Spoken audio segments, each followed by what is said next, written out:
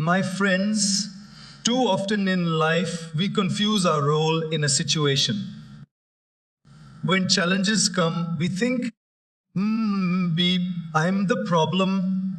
We start doubting our abilities, our worth, even our purpose.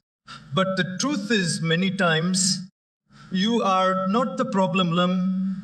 You are the solution that the problem has been waiting for. Imagine a candle in a dark room. The candle doesn't create the darkness. It simply exists to remove it. But if the candle starts thinking, oh no, maybe I'm the reason it's dark, it will hesitate to shine. Problems are like darkness. Your presence, your actions, your kindness, your ideas, they are light. Without you, the darkness might never fade. There will always be people who misjudge you. Some will tell you, you're overreacting, you're too sensitive, or you're the reason things aren't working. But that's because it's easier to blame than it's easier than to change. Don't let their words dim your value. If you know in your heart that your intention is to help, you are already part of the solution. Even in relationships, misunderstandings happen. Sometimes your efforts go unnoticed and you start questioning yourself. But a gardener doesn't stop watering a plant just because the plant doesn't say, thank you. Solutions are not about recognition, they're about responsibility. Being the solution means you choose patience when others choose anger. You choose action when others choose excuses. You choose faith when others choose fear. And remember, being the solution doesn't mean you will fix everything overnight. It means you will stand strong even if the problem tries to shake you. The world is not short of problems. It's short of people willing to be solutions. So, the next time someone tries to convince you that you are the problem, ask yourself, am I here to break or to build? If your heart says to build, keep building. Because one person's courage can change an entire story. One person's kindness can save a life. And one person's light can make the whole room brighter. My dear friends, that person could be you. So shine because you're the solution, not the problem sometimes. The biggest obstacle in our life isn't the problem in front of us. It's the voice inside us. That tiny whisper that says, maybe I'm the reason this is happening, maybe I'm the problem. And once that thought enters our mind, it begins to grow roots. Suddenly, every mistake, every misunderstanding, every delayed success becomes proof that something is wrong with us. We start connecting dots that were never meant to be connected. And before we know it, our confidence begins to shrink. Self-doubt is tricky because it doesn't show up wearing a warning sign. It disguises itself as humility, as self-awareness, as a desire to improve. But there's a fine line between honest self-reflection and unnecessary self-blame. One builds you up, the other slowly tears you down. If you're not careful, you can spend more time questioning yourself than solving the actual problem. Think of it like this. Imagine a teacher gives a student a tough math question.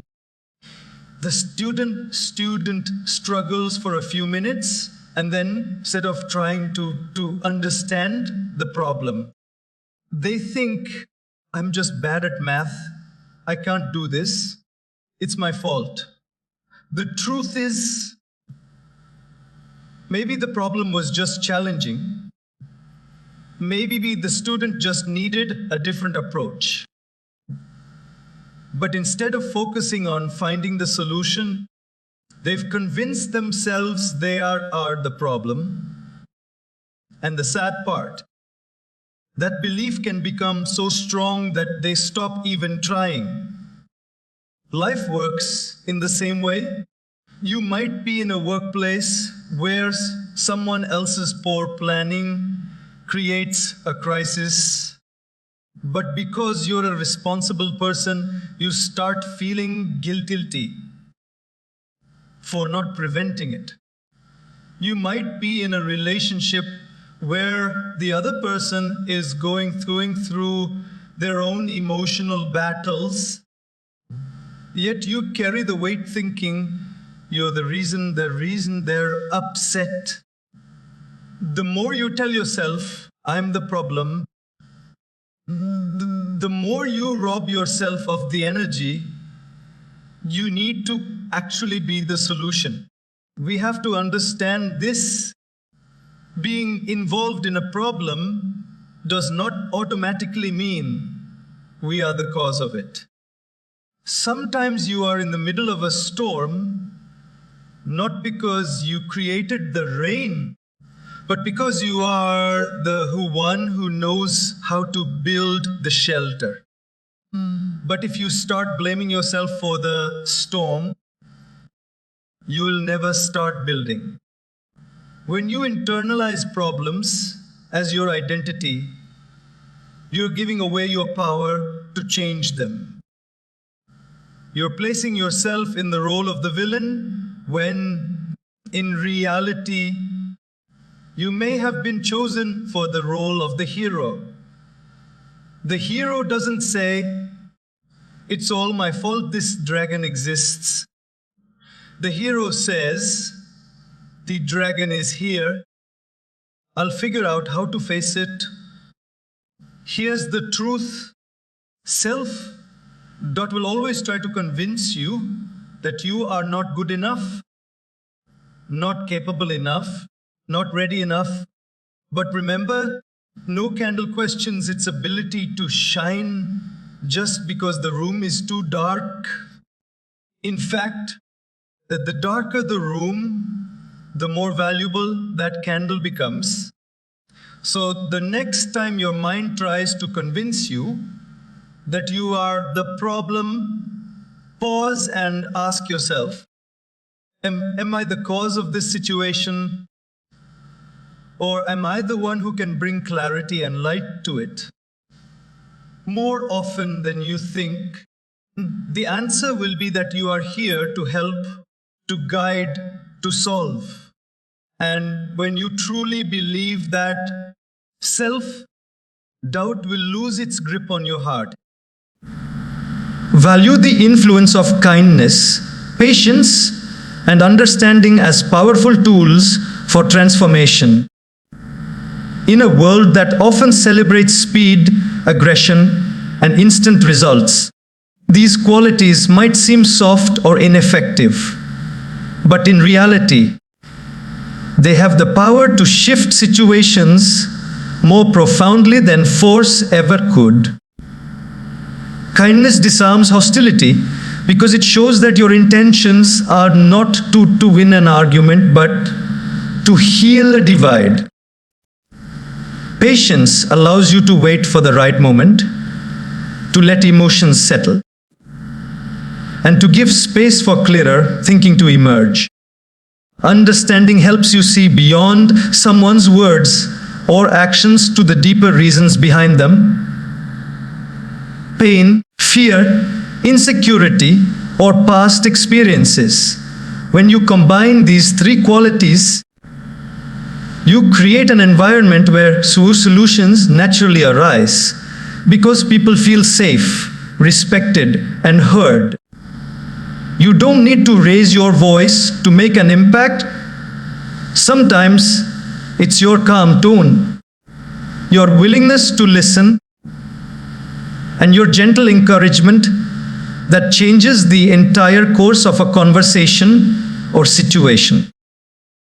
Just as water slowly shapes rock over time, your consistent kindness, patience, and understanding can dissolve barriers, repair trust, and open doors that force could never unlock.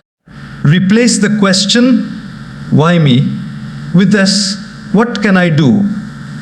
To focus on action over blame. When faced with difficulties, our natural reaction is often to feel singled out or unfairly targeted, as if life has chosen us to suffer. That why me mindset traps us in self-pity, keeping us stuck in the problem rather than moving toward a solution. The moment you shift the question to, what can I do? You reclaim your power. You stop waiting for someone else to rescue you and start taking steps, no matter how small, to improve the situation. This change in thinking transforms you from a passive victim into an active problem solver.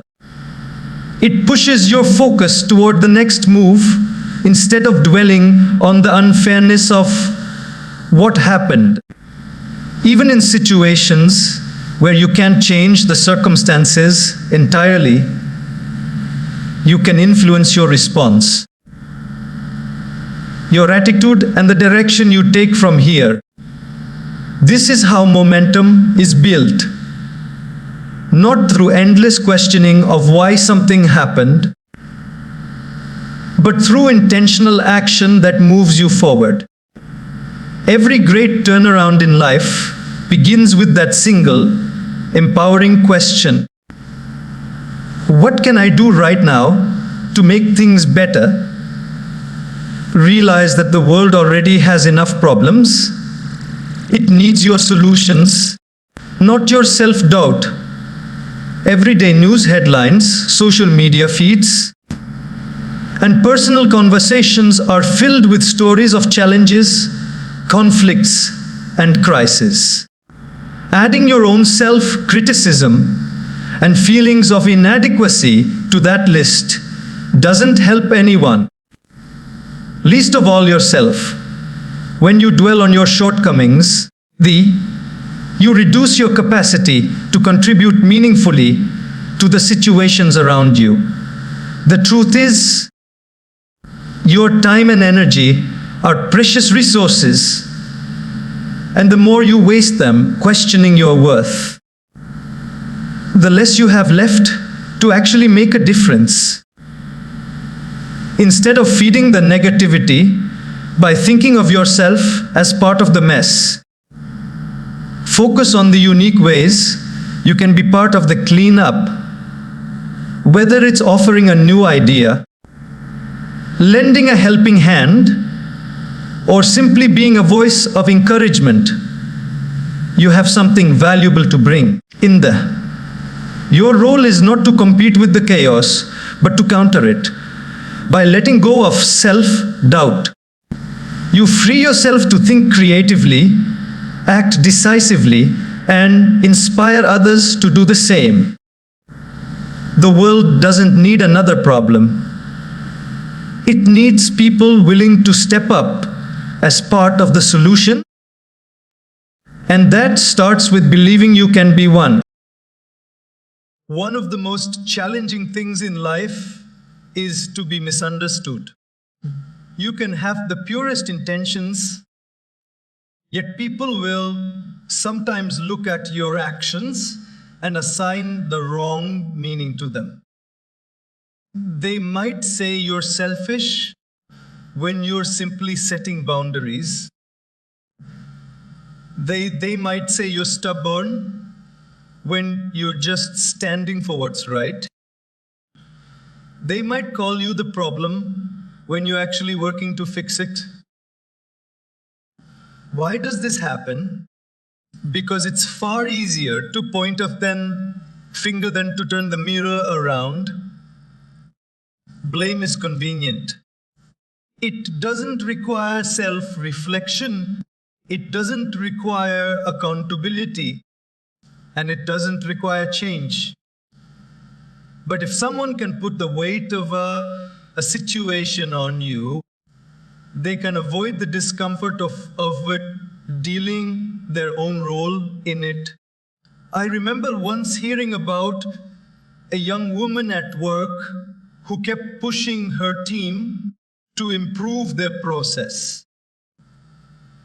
She brought new ideas, she suggested changes, and she even offered to stay late to make them happen.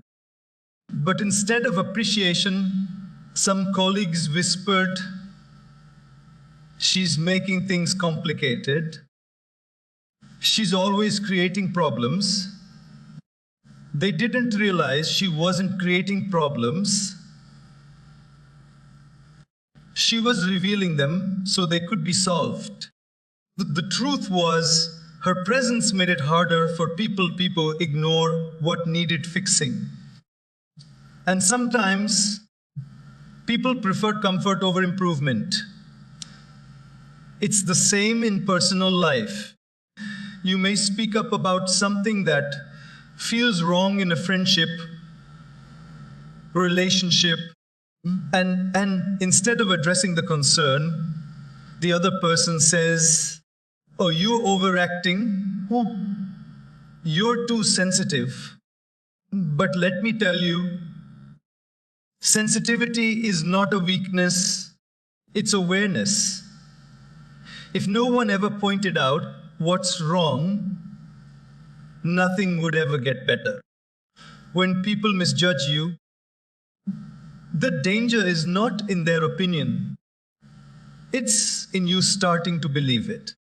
Because once you let their judgment define you, you will begin to shrink. You will speak less, try less, and shine less just to avoid criticism. And in doing so, you're not protecting yourself, you're silencing the very qualities that could be the solution. Here's the truth. You cannot control what others think about you. You can only control your intention and your actions. If your intention is to bring light, to improve, to help, then you must hold on to that, even if others don't immediately see it. Remember, even the clearest water can look muddy when viewed through a dirty glass. Guard. Someone's perception of you often says more about the lens they're looking through than about who you truly are.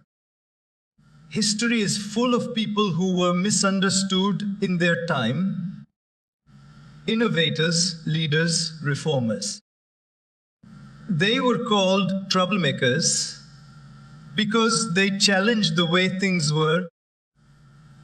They were called dreamers because their vision didn't fit the current reality. But without their persistence, without their refusal to be defined by others' opinions, the world would not have progressed the way it has. So when someone misjudges you, don't rush to prove them wrong with words. Let your consistent actions speak over time. Light doesn't argue with darkness. It just shines until the darkness has no choice but to fade. And remember, being misjudged is often a sign that you're shaking something that needed to be shaken. Don't confuse resistance for rejection.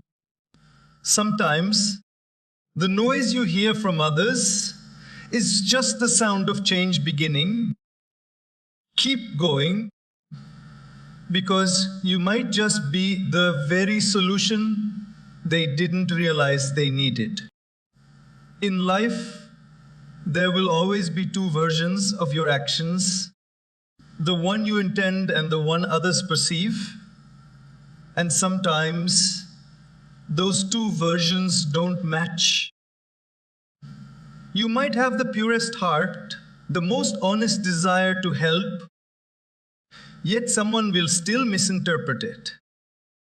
That's why you can't measure your worth or purpose only by how others see you, because perception is filtered through their own experiences, fears, and biases. Intention is the seed, perception is the shadow it casts. And here's the thing: a seed may be buried underground, hidden from sight, but that doesn't mean it's not growing. In the same way, the value of your actions is not always visible right away. People may not understand your why today, but that doesn't mean your why is wrong. Let's take an example. Imagine you're helping a friend who's going through a difficult time.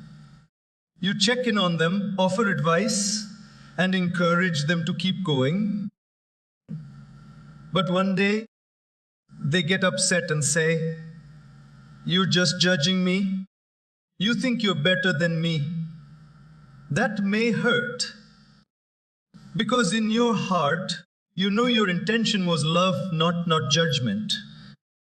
The truth is, your action passed through the filter of their current pain, and pain can distort perception. It's the same in the workplace. You might give constructive feedback to improve a project, but a colleague sees it as criticism.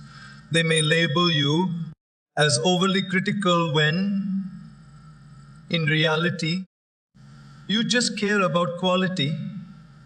If you keep chasing approval, you'll start watering down your truth just to please everyone. And in the process, you'll stop being effective. Here's what you must remember: intention is what builds character. Perception is what builds reputation. You have control over one, but not the other.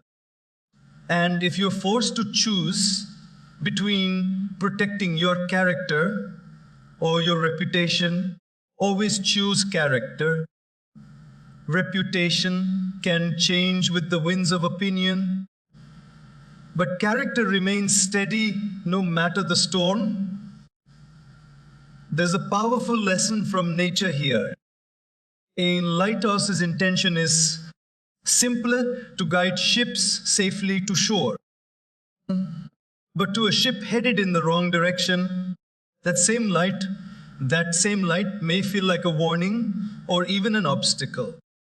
The lighthouse doesn't dim itself based on how the ship feels about it. It keeps shining because it knows its purpose. When you live with clear, honest intentions, you gain an inner peace that no misinterpretation can take away. You no longer need everyone to agree with you to feel secure. You stop performing for approval and start acting from conviction. And that is where your real strength comes from.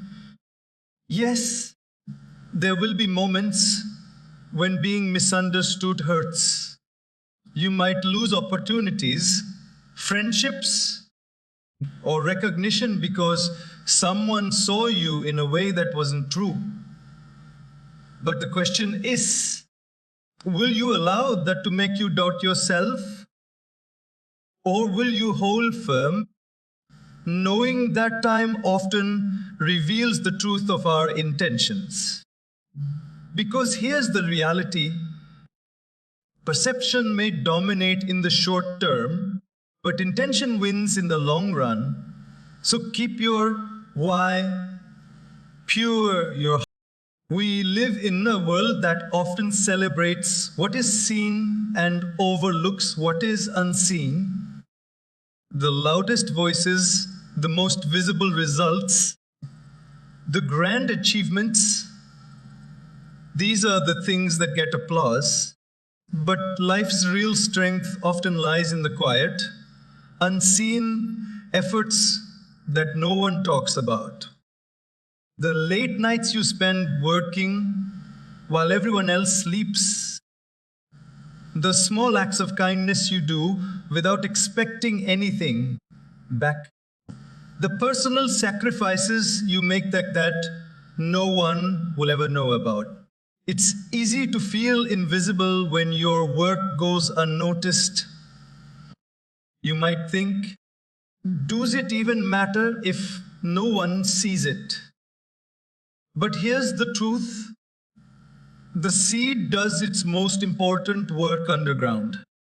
It pushes through the soil, gathers strength, and grows roots long before anyone ever sees the first green shoot above the surface. Without those hidden roots, the tree could never stand tall. Think about a mother or father working multiple jobs to provide for their children. There are no award ceremonies for the sacrifices they make, no social media posts celebrating the bills they quietly pay, the meals they prepare, the late night worries they endure, and yet those unseen efforts are the very foundation of their family's stability and growth. Or imagine the friend who checks on you every so often, not with grand gestures, but with a simple, how are you? Or, I'm here if you need me. They may never get public recognition, but those small acts can mean the world when you're struggling. The absence of applause doesn't mean the act has no value. It just means it's operating at a deeper, quieter level. The problem is, we sometimes measure the worth of our contribution by how much attention it gets. If no one praises us, we start thinking it wasn't worth it. But being the solution is rarely about standing in the spotlight. More often, it's about holding things together when no one is watching. It's about showing up consistently and doing the work that matters and trusting that its impact will be felt even if your name isn't attached to it. In sports, there's a concept called the sung hero, the player who doesn't score the winning goal, but makes the pass that made it possible. They may not be in the headlines, but without them, the team wouldn't have succeeded. Life is full of these moments. Sometimes you are the one scoring.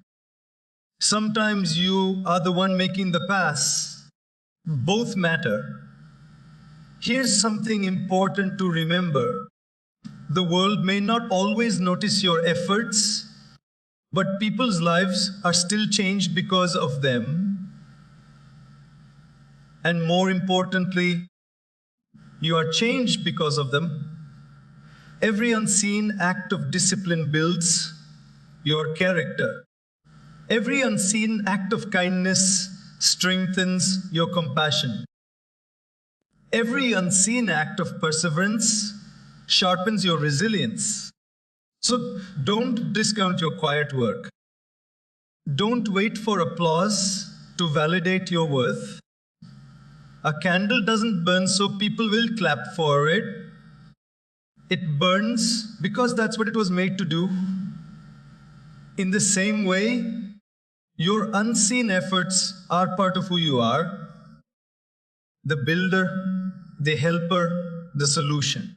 Whether the world notices or not, keep going, because the results of your hidden work will often show up long after the moment has passed. And they will be stronger, deeper, and more lasting than any applause could ever give you. In life, you'll be tested not by calm, easy days, but by moments that poke at your patience, your emotions, and your values. It's in those moments that you face a choice to react or to respond. The difference between the two may seem small, but it's the difference between pouring gasoline on a fire and pouring water on it. Reaction is immediate, emotional, and often impulsive. It's like a reflex. You get hurt. You lash out. Someone insults you, and you throw words back without thinking. But response is deliberate. Response means you take a breath, assess the situation, and choose your words or actions with wisdom instead of pure emotion. There's a story of two shopkeepers whose stores were right next to each other. One day, a customer came into the first store and complained loudly about how bad the products were, comparing them to the shop next door. The owner of the first store reacted with anger, shouting back, "Then why don't you go shop there instead?" The argument escalated, and the customer left, not just for the day, but forever. The next week, the same customer went to the second shop, made the same complaint, and waited for a reaction. But this shopkeeper simply smiled and said, "I'm sorry to hear that. Tell me what you didn't like, and I'll see how I can make it better." That for you, that calm response not only kept the customer, but turned them into a loyal buyer. What changed? The first shopkeeper reacted from ego. The second responded from understanding. One fueled conflict, the other built connection. Choosing to respond over reacting doesn't mean you suppress your feelings or let people walk over you. It means you stay in control of yourself instead of letting the situation control you. When you react, the problem dictates your behavior. When you respond, your values dictate your behavior. Imagine someone throws mud at you. If you throw it back, you both end up dirty. But if you take a moment, step aside, and let it fall, you remain clean, and you've saved your energy for something better. In tense moments, responding takes strength because it often feels less satisfying in the short term.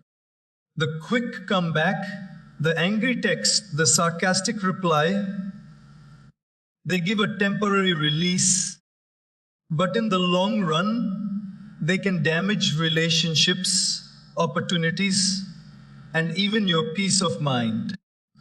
Responding requires patience, and patience is built in small, everyday choices.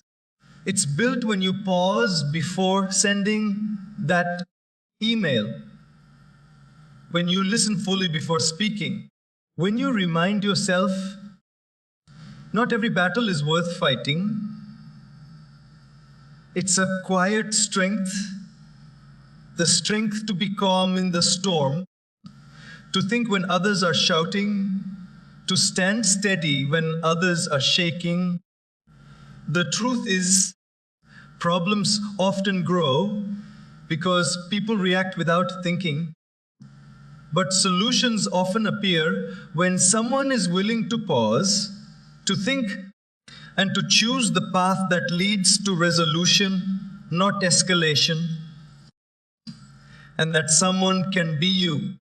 The next time you feel the heat rising, ask yourself, am I about to make things better or worse? That question alone can create the space you need to turn a reaction into a response. And over time, that habit can transform not just situations, but your entire life. Because solutions are born in the moments when we choose wisdom over impulse. We live in a world that celebrates speed, fast results, instant feedback, overnight success. That's the image we're fed every day. But real solutions, the ones that last, rarely happen instantly. They take time, effort, and patience to grow. Think of a farmer planting seeds. They don't sow the seeds in the morning and expect a harvest by evening. They know there's a process. The soil has to nurture the seed. The roots have to grow. The sun and rain have to do their work. Only after weeks or months does the plant emerge. And even then, it still needs care before it produces fruit. In the same way, solutions need time to take root before you see the results. The problem is, when we don't see quick change, we start doubting ourselves. We think, maybe I'm not the solution after all. Maybe it's not working. But often, the work is happening underground where you can't see it. Just because something isn't visible doesn't mean it's not progressing. I once heard a story about bamboo. When bamboo is planted, for the first few years, you see almost nothing above the ground. It barely grows. But beneath the soil, it's developing an extensive root system strong enough to support its rapid growth later. Then, in a matter of weeks, it can shoot up several feet tall. The years of invisible growth were necessary for the sudden visible growth.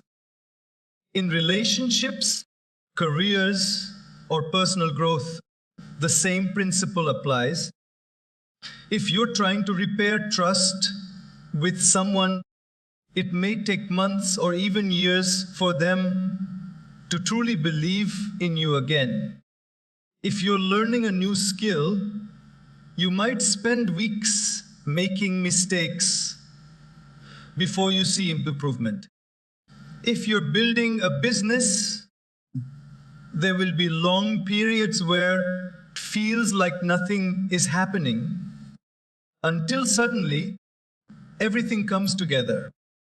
The danger comes when impatience makes us abandon the process too early.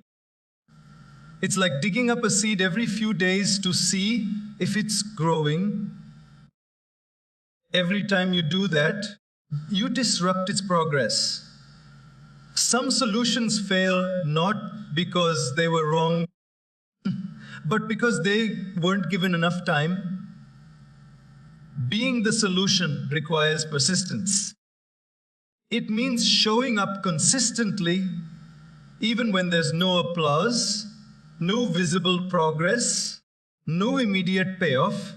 It means trusting the process, trusting your effort, and trusting that the right actions, repeated over time, will eventually lead to the right results. Of course, there will be moments of frustration. You'll question if you're wasting your energy. But remember this, every effort you make is a brick in the foundation you're building. You may not see the whole structure yet, but one day you'll stand back and realize those small, patient steps created something strong and lasting. So, when it feels slow, remind yourself, speed is not the only measure of success. Direction matters more.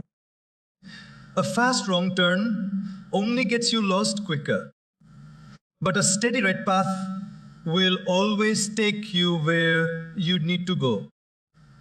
And if you ever feel discouraged by the pace, just think of the farmer, the bamboo, the countless seeds in nature that teach us this truth growth, that lasts is growth that takes time. Solutions aren't always quick, but they are always worth the wait. In difficult situations, the questions you ask yourself can shape your entire mindset. Many people, when facing conflict or challenge, immediately ask, "Why is this happening to me?" Or, "What's wrong with me?" Those questions can trap you in a loop of self-blame and helplessness. But there's another question, one that can completely shift your perspective. Am I here to break or to build? This simple question acts like a compass.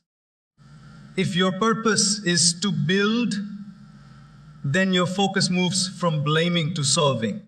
It stops being about defending yourself and starts being about creating something better. It transforms your energy from frustration into determination. God, I remember hearing about a young teacher who started working at a struggling school. The students were failing, the morale was low, and the staff seemed divided. Many people told her, "You'll burn out here. The system is broken, you can't fix it." At first, she almost believed them. She thought, maybe I'm part of the problem for even being here.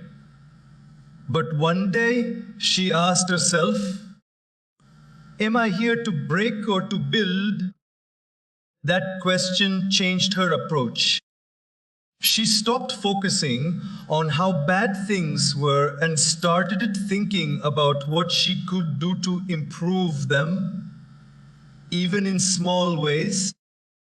Within a few years, the school saw better grades, stronger community spirit, and renewed hope. She didn't fix everything, but she built something that outlasted her time there. Asking the right question doesn't magically make challenges disappear, but it gives you clarity. It forces you to look at your role not through the lens of guilt or self-doubt, but through the lens of contribution. It turns the problem from something that crushes you into something you can actively engage with. When you ask, am I here to build? It also helps you make better decisions. You start choosing words that heal rather than hurt, actions that strengthen rather than weaken. In an argument, instead of thinking, how do I win this? You think, how do I leave this situation stronger than I found it? Even in personal growth, this question matters. If you're dealing with your own mistakes or weaknesses, you can either keep asking, why am I like this? Or you can ask, what can I build from here? The first keeps you stuck in the past. The second opens the door to the future. The power of the right question is that it aligns you with solutions. It moves you from reaction to purpose. And once you have purpose, you have direction. Even if the road ahead is still hard, here's the truth. You don't have to fix everything. You just have to make sure that wherever you go, whatever you touch, you leave it better than it was before. That's what builders do. Builders take responsibility, not because they caused the problem, but because they care enough to improve it. So, the next time you're in the middle of chaos, stop and ask yourself, am I here to break or to build? And when your heart says, build, you'll know exactly which path to take. The one that turns you into the solution, not the problem. Everywhere you go, you carry something invisible but powerful, your presence. It's not just about being physically there. Your presence carries your energy, your attitude, your words, and even your silence. And here's the truth. Your presence can either lift a room or sink it. It can either bring calm or chaos, encouragement or discouragement. Think about a time you entered a room where people were tense, frustrated, or fearful. You didn't have to hear every word. You could feel the heaviness. That's the atmosphere. And then think about the opposite. A time when someone walked in and instantly made you feel lighter, safer, and more hopeful. They didn't need to solve all your problems. Just their presence changed how you felt. You have that same ability. Often, people underestimate how much influence they have just by showing up in the right spirit. You may think, I'm not a leader, or I'm not in charge here. But leadership isn't only about position, it's about presence. The tone you carry can shift the tone for others. I recall a story of a young man working at a hospital. Every day, he saw patients in pain, staff under pressure, and families filled with worry. He wasn't a doctor or a nurse. He worked in cleaning services. Most people thought his role had little to do with healing. But they were wrong. He made it his mission to smile, greet people warmly, and keep the environment bright and clean. Staff members noticed that when he was around, the mood in the ward lifted. Patients felt more human, more valued. His presence didn't remove their illness, but it did change the emotional climate, which in turn helped recovery. When you realize your presence has this much impact, you start becoming intentional about it. You stop walking into situations with the mindset of, let's see what happens here, and start thinking, how can I make this space better by being here? That might mean speaking encouraging words, or sometimes saying nothing and just listening. It might mean radiating patience when others are losing theirs. Your presence also changes the atmosphere within relationships.